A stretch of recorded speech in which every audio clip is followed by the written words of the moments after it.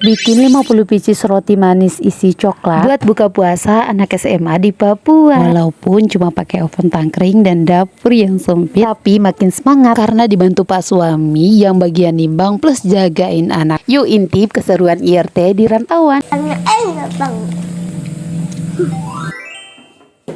Assalamualaikum, selamat pagi dan selamat datang di Daily Vlog IRT di Papua. Yap, hari ini saya mau share kegiatan aku membuat 50 pieces roti manis isi coklat buat anak-anak berbuka puasa di sini. Mulai dari nyiapkan bahan sampai packing. Hari ini giliran aku membuat takjil. Awalnya tuh aku masih bingung banget, Bun.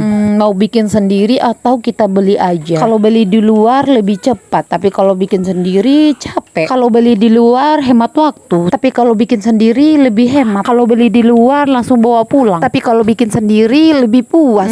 Sungguh pusing pikiran ini, Bun. Akhirnya tanya suami hari ini lagi sibuk nggak? Katanya sebelum zuhur sudah selesai. Yes, tanpa berlama-lama lagi langsung gas buat roti. Karena kalau nggak ada yang jaga bayi bisa capeknya 2-3 kali lipat, Bun. Iya, 1 kali lipat bikin roti, 2 kali lipat sambil jagain anak, 3 kali lipat sambil bikin video. Mungkin itu jawaban inti dari kebingungan yang tadi. Selain anak-anak suka, aku IRT 1 ini lebih doyan lagi. Kenapa ya rasa coklat seenak itu? Dari anak-anak sampai nenek-nenek itu pada suka semua. Kenapa ya? Komen di bawah ya, yang tidak suka coklat harus diinterview.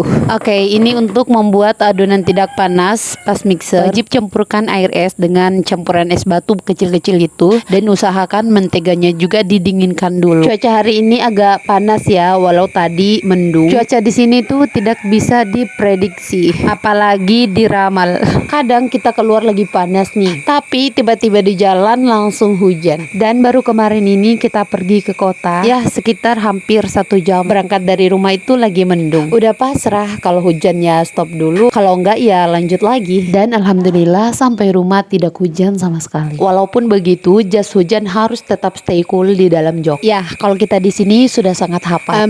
Membiasakan diri lah, sudah biasa dan sampai terbiasa. Jangan menunggu dipahami, tapi mencobalah memahami. Karena dunia tidak berputar di sekeliling kita, tapi kita yang berputar di dalamnya.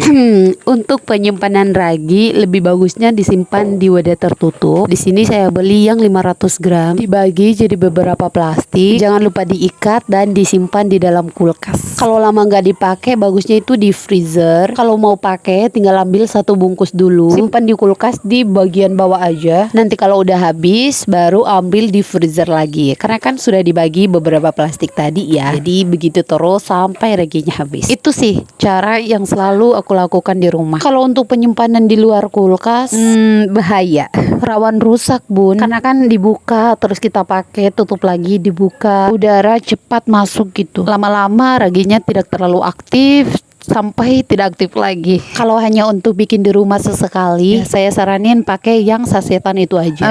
Tidak repot dan lebih praktis lah. 1 kali pakai langsung habis. Bayangkan kalau yang besar begini, yang seharusnya kita pakai 1 minggu hingga 2 minggu, kita hanya pakai 5 atau 6 kali aja. Kan nggak sesuai harapan kita gitu. Niatnya mau yang lebih murah, tahu-taunya nggak ada hasil. Rugi lah, mubazir. Kemasan yang 500 gram itu lebih murah kalau dibandingkan dengan yang sasetan. Yang sasetan lebih praktis, kalau yang lebih besar lebih murah. Kan bingung lagi kita.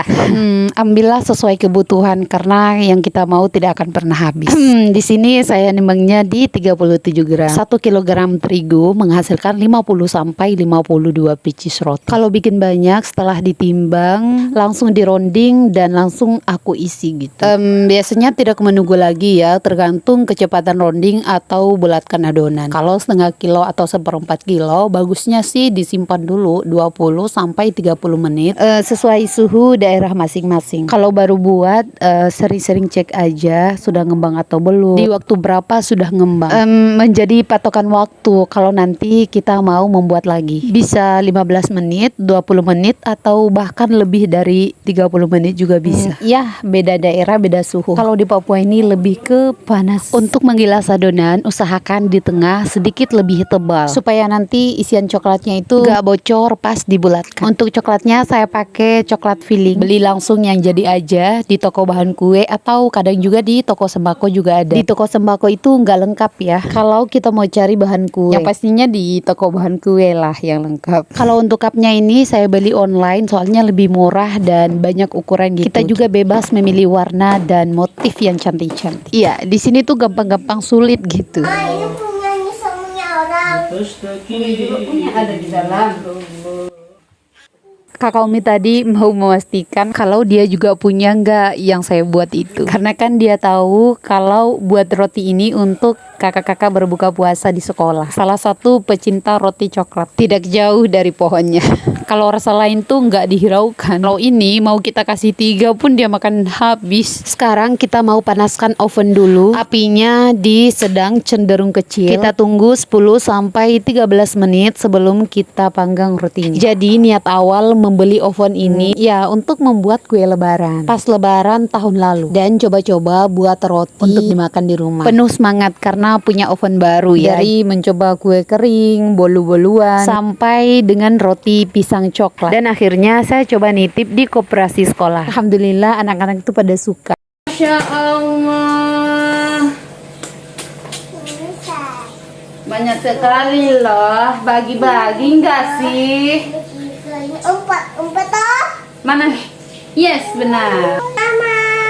Ya ampun. Terima kasih Kakak Umi. Nah, ini part yang paling aku suka. Dari panjangnya proses awal yang paling ditunggu-tunggu itu ini, yaitu oven. Rasanya tuh beda, senang banget deh pokoknya. Liatin rotinya ngembang dalam oven. Rasanya tuh puas banget. Oh, akhirnya berhasil juga ya. Perjuangan dari pagi panas-panas akhirnya terbayarkan juga. Mikirnya pasti anak-anak suka, pasti senang nih makan rotinya. Selain lembut, rasa coklat yang nomor 1. Rasa capeknya itu langsung hilang. Pokoknya happy gitu. Bunda-bunda pasti tahulah rasanya ketika berhasil membuat sesuatu yang enak dan nanti akan dinikmati banyak orang. Ada yang sama nggak Bun? Tulis di kolom komentar ya. Untuk toppingnya di sini aku pakai meses. Sebelum di oven disemprot dulu. Pakai susu bubuk dengko atau susu kental manis yang dicairkan. Kalau nggak yang premium pakai susu evaporasi. Disemprot dulu baru ditaburi meses toppingnya 2-3 menit sebelum masuk oven. Kalau nggak toppingnya bisa pakai biji wijen atau kalau mau asin sedikit boleh pakai taburan keju ya. Ya kalau untuk jualan usahakan semenarik mungkin. Selain toppingnya isinya juga nggak kalah enak. Kalau yang ekonomis bersaing di kelasnya, begitupun yang premium. Agar orang akan terhipnotis dan terus kembali. Kalau sudah ada yang tertarik, sudah ada langganan. Selanjutnya yang paling susah adalah mempertahankan kualitasnya. Begitu kata orang sukses. Ya semoga kita jadi orang sukses itu. Keberhasilan tidak pernah menyapa mereka yang diam di tempat.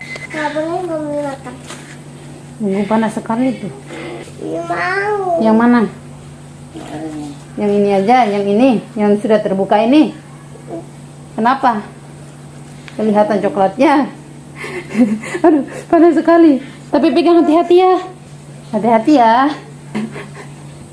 Dari tadi Kakak Umi sangat galau ke dapur terus tanya kapan rotinya mateng. Bolak-balik dari tadi menunggu yang itu karena dia bilang yang itu pasti banyak coklatnya karena kelihatan. Padahal itu termasuk gagal lah. Pas dibulatkan kena coklatnya jadi tidak bisa tertutup lagi. Jadi aku balik ke atas supaya coklatnya itu tidak meluber di bawah. Nah, jadi pas oven ngembang, jadi terbuka seperti itu. Kalau rotinya udah mateng, jangan tunggu lama-lama lagi. Pas panas-panas langsung aja dioles dengan mentega agar rotinya itu mengkilat glowing gitu. Kalau mau yang lebih premium, oleskan dengan butter. Baunya harum, mewah seperti ada susunya gitu. Bun, kalian masih ingat nggak sebelum Ramadan saya update harga telur di 75.000 kan? Sekarang sudah 80.000 per rak. Kan telur ada tingkatannya nih. Yang jumbo terus besar, terus sedang dan kecil. Jadi yang biasa saya beli itu yang sedang. Yang 80.000 itu sekarang nggak tahu secepat itu loh naiknya. Apa karena mendekati lebaran gitu. Jadi harganya terus naik. Tapi sebelum Ramadan udah naik tuh. Yang jumbo 90.000 lebih, yang besar mau 90.000 dan yang sedang ini 80.000. Bedanya tuh antara 9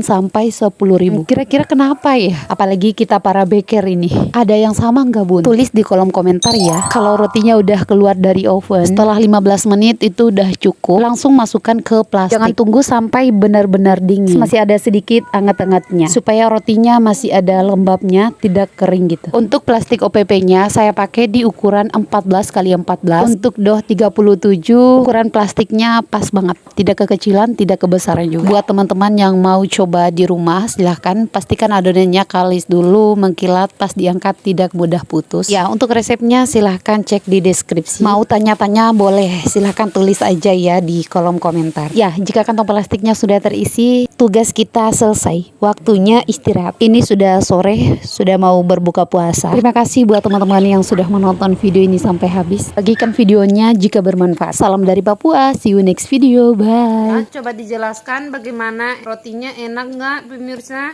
Enak. Terus? Juga manis. Terus? Ini ada coklat-coklatnya. Apakah kamu sangat menyukai rotinya?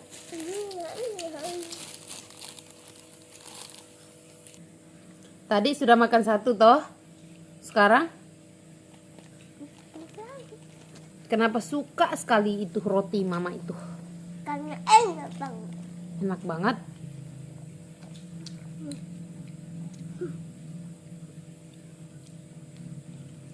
Kalau mama kasih satu lagi, Umi mau?